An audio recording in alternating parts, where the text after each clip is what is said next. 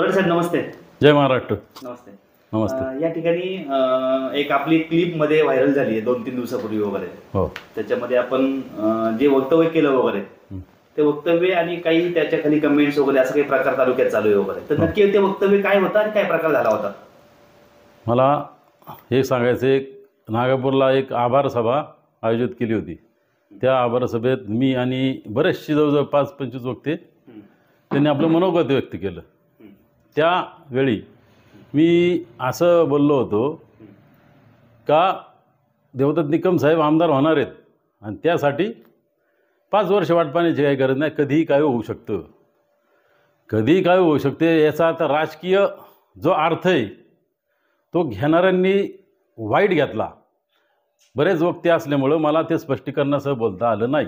माझा म्हणण्याचा उद्देश हा होता का आज राजकीय परिस्थिती वेगळी आहे, पण त्यावेळी सभा झाली त्यावेळेस असं राजकीय परिस्थिती एवढे 233 आमदार येऊनसुद्धा त्यांचं सरकार स्थापन होत नाही. त्या कारणाने पण काही पण होऊ शकतं.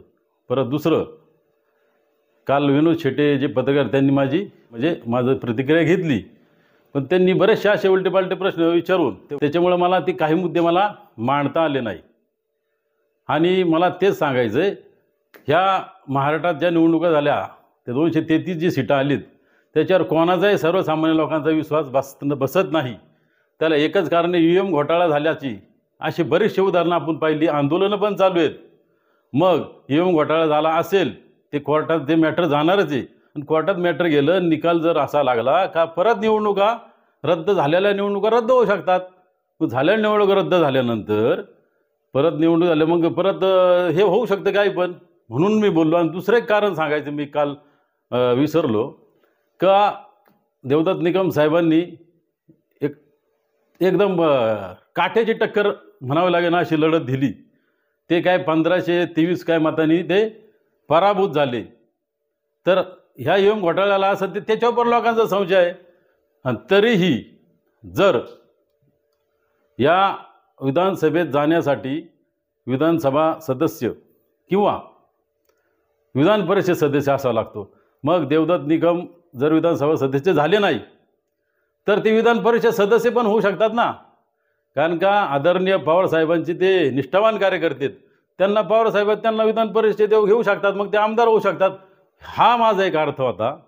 आणि ज्या ज्या बातम्या येतात ते टी व्हीला वगैरे काही पण शक्यता येतात. मागं आमदार साहेब पण म्हणले ते काही पण होऊ शकतं, किंवा आत्ता पण ज्या बातम्या येतात मला काय त्याच्यात खोला जायचं नाही. ह्या उद्देशाने मी म्हणलो. पण त्यांची काही जे माजुरी लाभार्थी आहेत का ते केवळ मला टार्गेट करण्यासाठी तो व्हिडिओ टाकून हे करतात. त्यांनी ते वाईटच विचार मांडले. मला आश्चर्य वाटते. ते साहेबांचे जर खरंच प्रेमाची माणसं असतील तर त्यांनी साहेबांबद्दल वाईट विचार मनात आणाय नव्हते पाहिजे. तुम्ही हे वक्तव्य केलं की नाही केलं? कोणतं? मी आता बोललो ते ना, मी केलेलं नव्हतं, पण त्याचा वाईट अर्थ काढला. माझा तसा काही उद्देश नव्हता. मान्य करताय? मान्य करते. फक्त ह्या लोकांनी चुकीचा अर्थ काढून ती क्लिप फिरवताय, तुम्हाला असं म्हणायचं? हां, मग त्याचा अर्थ संदर्भ स्पष्टीकरण मला त्या दिवशी वेळ कमी होता म्हणून मी दिला नाही. म्हणून त्याचा गैरअर्थ काढून वाईट चिंतून एक क्लेश ज्यांच्या मनात एकदम हे घाण भरलेली असे ज्या तालुक्यात आमदार साहेबांचे चांगले पण कार्यकर्ते आहेत, पण काही असे ना माजुरी आहेत काही, तर ते असं केवळ मला टार्गेट करतात. त्या सभेमध्ये अनेक जण असे बोलले. आमचे नेते राजाभाऊ बानखेले ते पण म्हणले मध्यवर्ती निवडणूक होऊ शकतात. असे बरेच जण बोलले. पण केवळ मला टार्गेट करण्यासाठी हे केलं जाते. नाही, तुम्ही बरेच वेळा चर्चेमध्ये असता, कुठल्या ना कुठल्या माध्यमातून तुम्ही वळसे पाटलांवरती आरोप करत असता, असे पण मीडियात काही ठिकाणी आम्ही नोट केलं. तर तुमचा उद्देश काय आम्हाला नाही समजू शकलो. परंतु आता जे वक्तव्य केलं आपण आता युटर्न घेताय की ते नाही याचा अर्थ वेगळा होता वगैरे, परंतु आपण जे वक्तव्य केलं त्या ठिकाणी खूप मोठा हास्य झाला. आणि ते तुम्ही पुन्हा एकदा क्लिप बघितली असेल तर लक्षात आलं असेल की तुम्ही त्याच उद्देशाने किंवा कुठल्या वाईट उद्देशाने बोलला असं काही लोक आरोप करतायत. काही लोक आरोप करतात. सर्वसामान्य जनतेला माहिती आहे मी अशा वळसे पाटील साहेब इतके मोठे आहेत, त्यांच्याबद्दल मीच काय कुणी एवढं वाईट बोलू शकत नाही हे सर्वांना माहिती आहे. पण मला टार्गेट करण्यासाठी हे मुद्दाहून हे वाईट प्रवृत्तीची त्यांची जे लोक आहेत ना ती विष पेरण्याचं काम करतात. हे काय लोक दूध खुळी नाहीत आणि वळसे पाटील पण एवढे हे नाहीत का ते त्यांचं मनावर घेतील. मला त्यांच्याबद्दल अजिबात बोललो नव्हतं, बोलणारही नाही. त्यांना उलटं दीर्घायुष्य लाभो ही माझी आजही प्रार्थना आहे. आणि ते जे निवडून आले त्यांच्याबद्दल मी ते अभिनंदन करतो. पण माझ्याबद्दल आहे ना वाईट पसरवण्याचं काम मी गेले बरेच दिवस चालतं. मी शिवसेनेचं एक शहर प्रमुख आहे. गेले 30-35 वर्ष मी सामाजिक राजकीय काम करतो. हे देखवत नाही आणला, कारण का हा कोण नंदू बोराडे माझ्याबद्दल आहे ना असा हे मनात आडी आहे बरेच जणांच्या. म्हणजे मुद्दाम तुम्हाला त्रास दिला जातो असं म्हणायचं. हा, मुद्दाम त्रास दिला जातो. असे बरेच आहेत ना लाभार्थी वगैरे ते लाभार्थी. त्याच्यामध्ये तुमच्या स्टेटमेंटमध्ये त्या सभेत बोलताना लाभार्थी हा सुद्धा शब्द वापरला की घोडेगावमध्ये खूप सारे लाभार्थी आहेत. घोडेगावमध्ये पहिली गोष्ट तर मला एक सांगा की लाभार्थी या शब्दाचा पूर्ण अर्थ सांगितलं बरं होईल.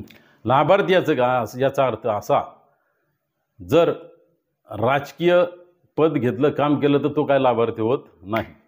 पण एखाद्याला लाभ मिळाला म्हणजे आर्थिक लाभ मिळाला, कॉन्ट्रॅक्ट मिळालं किंवा नोकरीला लागले किंवा काय लागले, याला म्हणतात लाभार्थी कार्यकर्ते. आणि सर्वसामान्य कार्यकर्त्यांबद्दल मला बोलायचंच नाही. आणि हे जे वाईट प्रवृत्ती थोडे फार आहेत ना त्यांच्याबद्दल मला बोलायचं आहे. बाकीच्यांनी गैरसमज करू नये आणि ती करणार पण नाही गैरसमज माझ्याबद्दल. मी स्पष्ट मला माणूस आहे आणि मागं पुढं न पाहणार माणूस आहे. आता काल मी मुलाखत दिली, ते बऱ्याचशा कमेंट वगैरे पाहिल्या मी, असं झालं तसं तर मला तुम्ही ना जे ते कमेंट करता ना मला जवळून ओळखत नाही. मी स्पष्ट म्हणणार आहे, मी कोणाला न घाबरणारा माणूस आहे. काय फरक पडत नाही तुम्ही कंच्या कमेंट आजही तुम्ही मुलाखत दिली ते परत कमेंट आहे ना, काय फरक पडत नाही. सोशल मीडिया ते सहन करायला लागतं. पण मी एकदम क्लिअर कट आणि समोर बोलणारा माणूस आहे. यांनी कधी माझ्यासमोर यावं. आणि तुम्हाला एक सांगतो, मला समजा असं बोलला तसं बोलतात, मला यांना एक आव्हान आहे, तुम्ही या कॅमेरासमोर या, बोलू शकता का तुम्ही? नाही बोलू शकत. तुम्ही फक्त लिहू शकता अमुक तमुक हे ना, हे कोणाला सगळ्यांना कळते काय येते. आणि यांना भीक घालणारा आपण माणूस नाही. घोडेगावात म्हणजे फारच लाभार्थी आहेत तुम्हाला असं म्हणायचं मग? आहेत ना, घोडेगावात लाभार्थी आहेत. माझं म्हणणं येत होतं का तालुक्यात लाभार्थी अनेक आहेत. समजा कोणत्या शरद बँके, कारखाना आहे, सोसायटी आहेत किंवा अनेक मार्गाने जे वळसे पाटलांनी त्यांना लाभ दिलेला आहे, असे जे तालुक्यात लाभार्थी आहेत ना त्याच्यापैकी आमच्या घोडेगावात जास्त आहे असं मला म्हणायचं होतं. Okay okay okay. बाकीच्या गोष्टीमध्ये सुद्धा तुम्ही नेहमी चर्चेमध्ये असता. मधील काळामध्ये सुद्धा तुम्ही आरोप केला गेला, मधील काही प्रकरण झालं होतं त्याच्यामध्ये सुद्धा तुम्ही वळसे पाटलांचं वारंवार नाव घेतलं गेलं वगैरे. तर एकंदरीत असंच चित्र दिसतं याच्यामध्ये की तुम्ही पुन्हा पुन्हा त्याच गोष्टीकडे बघता आणि वळसे पाटला टार्गेट करून कुठेतरी वेगळ्या दिशेला हा सगळा प्रकार न्यायचा बघता. मी वैयक्तिक वळसे पाटलांचं माझं काही वाद नाही आहे. वाद जर असतील तर त्यांचे जे माजूर लाभार्थी त्यांच्याशी वाद नक्कीच आहे. मग माझं असंच म्हणणं असतं का हे जे चुकीचे लोक आहेत त्या लोकांमुळं वळसे पाटलांवर आत्ता ह्या निवडणुकीत की कमी फार 1500 मतदानावर निवडून आले, ती इतकी वाईट वेळ आली ती केवळ ह्या माजुरी लाभार्थ्यांमुळे आलेली आहे. म्हणूनच आणि ह्या लाभार्थी गेले 35 वर्ष बरेच लाभार्थी तेच लाभार्थी आहेत. मग त्यांचं का नाही लक्ष जात त्यांच्याकडे, म्हणून मी बोलतो. मी काय वैयक्तिक वळसे पाटलांना बोलत नाही. हा जो मुद्दा येतो लाभार्थी वगैरे, आता हा मुद्दा गेल्या बऱ्याच निवडणुकाच्या आधीपासून वगैरे आपण सगळे लोक ऐकत आहोत वगैरे. विशेष करून ह्या भागातून आता तुम्ही सुद्धा मधली काळामध्ये वळसे पाटलांवर आरोप करण्याचा प्रयत्न केला की त्यांच्या काही लोकांनी तुम्हाला दमदाटी केली किंवा टॉर्चर करण्याचा प्रयत्न केला, असंही काही प्रकार झालं ना. आता 1-2 महिन्यापूर्वी त्यांचा लाभार्थी शरद बँकेचे कर्मचारी, तर त्या फेसबुक पोस्टवरून एक वाद झाला होता आणि समोर बसण्याचं थोडक्यात मग चर्चा अशीच ऐकायला येते समोरच्या व्यक्तींकडनं की तुम्ही कुठल्या ना कुठल्या कारणास्तव चर्चेमध्ये येऊन हे सगळे मुद्दाम काहीतरी चर्चेमध्ये यायचा प्रयत्न करताय वगैरे. असं काय आहे? असं अजिबात नाही. चर्चेत असण्याचा विषय मी परत एकदा सांगतो, 30-35 वर्षात माझ्या बातम्या पेपरच्या किंवा याच्या इतक्या भरपूर माझ्याकडे एवढा गाठा आहे. आजच काय नाही, सामाजिक जे काम मी करतो तुम्ही प्रत्येक ऑफिसमध्ये जाऊन बघा. माझा पाठपुरावा असा, मी केलेला पाठपुरावा कागदपत्री असू, आंदोलन असू, मी केलेला पाठपुरावा इतका पाठपुरावा कोणीही केलेला नाही. मी ठामपणे सांगू शकतो. समोर या, मी तुम्हाला काय बघतो. मला प्रसिद्ध होण्यासाठी काय करायची गरज नाहीच आहे. आणि मी असं कोणतंही चुकीची कामं केली नाही त्याच्यामुळे मला प्रसिद्धी मिळवायची आणि त्याच्यातून काय मिळायचं, अजिबात तसं केलेलं नाही. आणि वैयक्तिक वळसे पाटलांचा मी आदरच करतो आणि त्यांना टार्गेट करण्याचं तो वाटतं समजा. पण राजकीय जेव्हा भाषण चालू असतं तर माणूस काय कोणाचं नाव घेणार आहे का? जे प्रमुख आहेत त्यांच्याबद्दल प्रतिनिधी आहेत, लोकप्रतिनिधी, त्यांना ते आदरणीय आहेत. आम्ही प्रश्न विचारू शकतो, ते का थांबू शकत नाही चुकीच्या गोष्टी. म्हणून आमचा तो बोलण्याचा हेतू असतो, दुसरं काय नाही. चुकीच्या उद्देश मी बोलला नाही असं तुम्ही सांगताय? नाही, माझा उद्देश तो नव्हता. आणि हे काय म्हणतात तुम्ही हेच बोलतात, हे एखाद्याच्या असं नसतं. तुम्ही त्याचा अर्थ काय काढा. राजकीय भाषेत काही होऊ शकतं एवढंच मी बोललोय. आणि पोटनिवडणूक हा शब्द माझ्या तोंडात नव्हता. तुम्ही ते भाषणं लावली त्याच्यातले जवळजवळ 2 तास सगळी भाषणे सगळी बघा, कोण काय बोललंय आणि मग ते तिथून पुढे मला बोला. ओके, तुमचं म्हणणं आहे की तुम्ही कुठल्या तरी वेगळ्या उद्देशाने बोलला नव्हता? नाही, वाईट उद्देशाने अजिबात बोललो नाही, बोलणार पण नाही मी कधी. आणि यांनी अर्थच तसा घेतला, यांची मनच कलुषित आहेत, त्याला मी काय करायचं? यांनी म्हणजे कुणी अर्थ घेतला असं? तेच जे माजूर लाभार्थी त्यांनी कुणी 1-2 जणांनी पोस्ट टाकली, शेअर केली, बघा ना. म्हणजे काही काही असे आहेत ना का फक्त ज्यांना लाभ मिळाला ना ते फक्त साहेबांसमोर मी तुमचा किती चाहता आहे, पण तुम्हाला यांना कळलं पाहिजे, मला खेद वाटतो, यांचा निषेध करावा वाटतो. मी फक्त म्हणलो होतो काही बोललो, काही होऊ शकतं याच्यातला, मी तुम्हाला शक्य त्याचं काल पण सांगितलं ना आज पण सांगितलं, हे सोडलं आणि त्यांच्या प्रकृतीवर मी बोललो किंवा काय बोललो असं सांगायचं, मला या अशा माजूर लाभार्थींचा खरंच मला निषेध करावाचं वाटतं.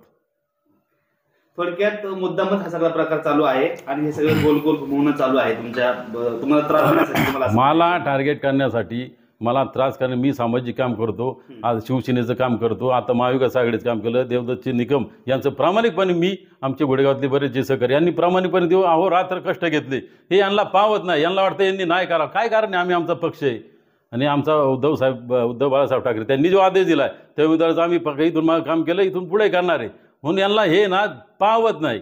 म्हणून यांनी मला टार्गेट करायसाठी काय फरक पडत नाही, तुम्ही काय टार्गेट करायचं ते करा, पण माझा उद्देश वाईट नव्हता, नसणार आहे, हेच मी तुम्हाला सांगतो.